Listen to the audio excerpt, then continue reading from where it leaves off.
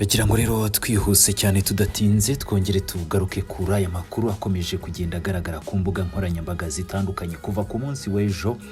Nta kindi gikomeje kuvugwa usibye ibijyanye n'iburirwa irengero rya Gatabazi Jean Marie Vianney ndetse n'umwami w'Abakono bagiye kwimika. Tugiye kuva imuzi n'imuzingo ibijyanye n'aya makuru, dore ko kuri ubu ngubu bikomeje kuvugwa ko aba bombi baba bafitwe n'urwego rw'igihugu rw'ubugenzacyaha. Muhaye ikaze rero muri aya makuru tugiye kuba tubana mu 5 kuri 5, ariko nanone nkakwibutsa ko rwose byoroshye cyane gukomeza kubana natwe mu makuru atandukanye tuba dukomeje kugenda tukugezaho. Nta kindi usabwa no kureba hasi handitse subscribe, ubundi 5 kuri 5 amakuru yose ukajya ukomeza kuyabonera ku gihe. Kuri ubu rero birakekwa ko Gatabazi Jemuve ndetse n'uwari umwami w'Abakono aba rero ngo baba bari mu maboko y'ubugenzacyaha RIB. N'uwahoze hari minisitiri w'ubutegetsi bw'igihugu mu Rwanda Jean Marie Vianney Gatabazi ndetse n'uwari umwami w'Abakono Kazoza Juste, aba rero bombi biravugwa ko baba bari mu maboko y'ubugenzacyaha RIB. Aya rero ni amakuru yatangiye guhihwiswa ku mbuga nkoranyambaga za hano mu gihugu cy'u Rwanda kuva ku mugoroba wo ku itariki ya 2 Kanama 2028. Ku munsi w'ejo tariki ya 2 byakomeje kugenda bivugwa ndetse n'ibitangazamakuru binyuranye hano mu gihugu cy'u Rwanda noneho bitangira kugenda bibikomozaho, ndetse n'uyu munsi bikomeje kugenda bigarukwaho na benshi. Ubwo rero twabagezagaho iyi nkuru.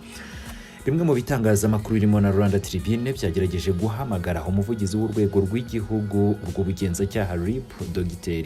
Murangira Bitieri kugira ngo atange ibisobanuro ku bijyanye n'aba bagabo bombi, gusa ntiyabashije kuboneka. Gusa mbere yuko dukomeza kugenda turebera hamwe ibikomeje kugenda bivugwa kuri aya makuru, ndabanza kwibutsa ko umukuru w'igihugu nyakubahwa Perezida Paul Kagame yaraherutse guha imbabazi Gatabazi Jean Marie Vianney, bikavugwa ko kuri ubu noneho yongeye gutabwa muri yombi. Ni nyuma yuko yari mu bitabiriye umuhango wo kwimika uwo mutware w'Abakono.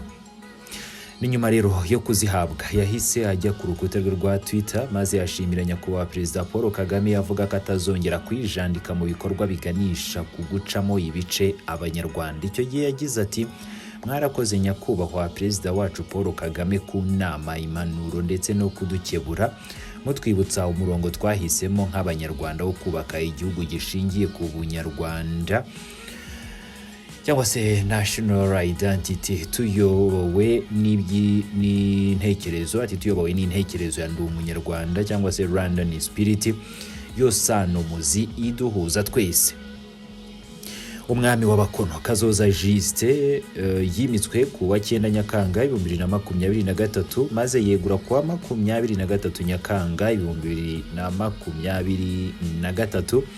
Ni ingoma, ubwo niba twayita ingoma cyangwa se twayita intebe, yamazeho iminsi itageze no kuri 14, ubwo ni ibyumweru 2 byonyine yamaze kuri iyo ngoma ye, ubundi ahita yegura. Nawe rero yasabye imbabazi umukuru w'igihugu nyakubahwa Perezida Paul Kagame, avuga ko atazongera kugwa mu ikosa ryo gucamo Abanyarwanda amacakubiri ukundi. Aho icyo gihe yagize ati ndasaba imbabazi umuryango wa FPR Inkotanyi, umuryango nyarwanda n'abandi bose nashyize mu ikosa mbatumira. Mu by'ukuri rero twakoze amakosa akomeye cyane. Uyu Kazoza Juste nawe yakomeje agaragaza ko amakosa bakoze ngo bayakoze bahubutse, ndetse ko batewe ikimwaro n'agahinda n'ibyo bakoze icyo gihe. Ati ikosa rero rya mbere ni ukudashishoza, ikosa rya kabiri ni ukutareba kure, ndetse nk'uko n'abandi babigarutseho no kwibagirwa amateka yacu tukajya mu bintu twita ko ari byiza ariko mu by'ukuri bishobora gusubiza igihugu cyacu ahabi. Nongeye gusubiramo ko nsabye imbabazi mbikuye ku mutima, kandi nizeza Chairman w'umuryango ko ntazongera kugerageza cyangwa se kongera kugwa mu makosa nk'ariya, ndetse rero nanjye nkiyemeza ko nzafatanya n'abandi gushishoza tureba igikorwa cyose tugiye kujyamo nk'abanyamuryango. Ni nyuma y'uko tubonye ibi byose twari tugiye kuganishamo igihugu, ndahamya neza ko ntazongera kwijandika muri ibi ngibi. ati rero tugomba kujya dukora ikintu tubanje kureba ko nta ngaruka gishobora kugira ku bumwe n'ibindi byose byabangamira abanyarwanda. Uyu Kazoza Juste yavuze ko ari we nyirabayazana w'ibyabaye, asobanura ko yagize ukutareba kure ariko ko atazabisubira ukundi. Ku wa 18 Nyakanga 2023 umuryango wa FPR Inkotanyi wasohoye itangazo ryamagana igikorwa cyahuje abantu bakimika uwo mwami cyangwa se umutwari w'Abakono, maze uyu muryango wa FPR Inkotanyi ugaragaza ko bisubiza inyuma intambwe yatewe mu kubaka ubumwe bw'abanyarwanda. Ni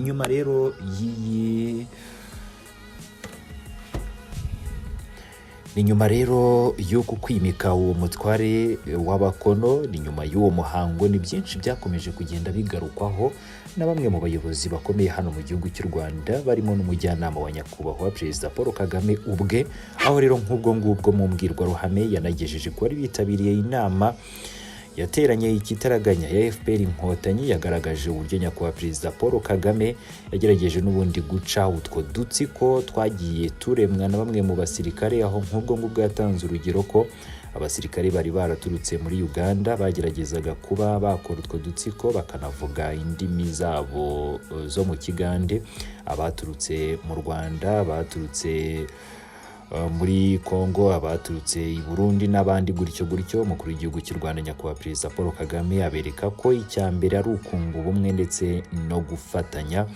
Ibyo ni bimwe General James Kabarebe yagarutseho, agaragaza ko mu by'ukuri ibyo bintu by'udutsiko ko bidakwiriye, ndetse abaha n'ingero zabafashije gutsinda urugamba ndetse no gukomeza kubaka igihugu kugeza aho kigeze ubu ngubu.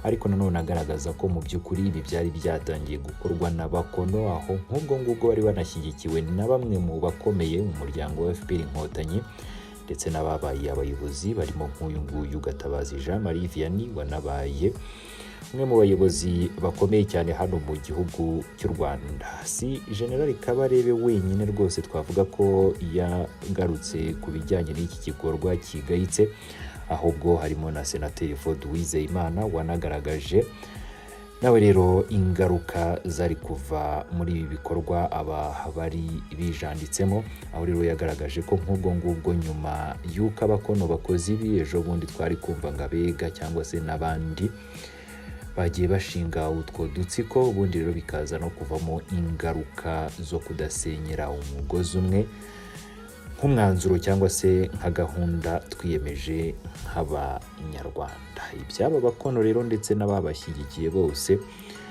n'abateguye uwo mupango bose byo bikomeje kugenda birushaho kuba bibi. Ku mbuga nkoranyambaga amakuru ahari akomeje kwemeza ko uyu mugabo we yaba yamaze gutabwa muri yombi. Nk'ubwo ngubwo rero igitangazamakuru cya Iba News cyanditse kigira kiti biravugwa ko Gatabazi Jean Marie Vianney wigeze kuba minisitiri w'ubutegetsi bw'igihugu ngo yaba ari mu maboko y'urwego rw'ubugenzacyaha RIB. Twagerageje kuvugana n'umuvugizi wa RIB ariko ntacyo yadutangarije. Telefone ngendanwa ya Bwana Gatabazi nayo ngo twagerageje kuyihamagara kuva mu minsi 2 ishize ariko ntiri ku murongo. Account ye ya Twitter nayo ntigaragara. Uburyo bwose bw'itumanaho twagerageje gukoresha ntitwigeze tubona uyu Gatabazi. RIB niduha amakuru mpamo turakomeza kugenda tuyabagezaho. Uretse wenda na bimwe mu bitangazamakuru n'abandi banyamakuru hano mu gihugu cy'u Rwanda bakomeje kugenda bandika ibijyanye n'aya makuru, bemeza ko uyu Gatabazi Jean Marie Vianney koko ko yaba afitwe n'urwego rw'igihugu rw'ubugenzacyaha, nubwo narwo rutarayemeza, ariko nanone turakomeza kuyakurikiranira hafi kandi tuyabagezeho ku gihe. 5/5 reka tube duhiniye ahangaha. Aya ni amakuru twavuga ko atari yemezwa, na cyane ko Gatabazi ubwe ntaraboneka ndetse n'urwego rw'igihugu rw'ubugenzacyaha bivugwa ko rwaba rumufite ntabwo rurayemeza. Ariko kandi amakuru yakomeje kugenda agaragara n'ubundi ku mbuga nkoranyambaga, amakuru twakomeje kugenda dukurikirana aremeza ko uyu mugabo yaba yaratawe muri yombi ku Cyumweru ahashyira ku gicamunsi cyo kuri uwo munsi. 5/5 rero aya makuru mu gihe cyose twabasha gukomeza kugenda tuyabona, ni ukuvuga ageze n'urwego urwo ari rwo rwose rwayemeza, turaza n'ubundi guhita tuyabagezaho 5 kuri 5.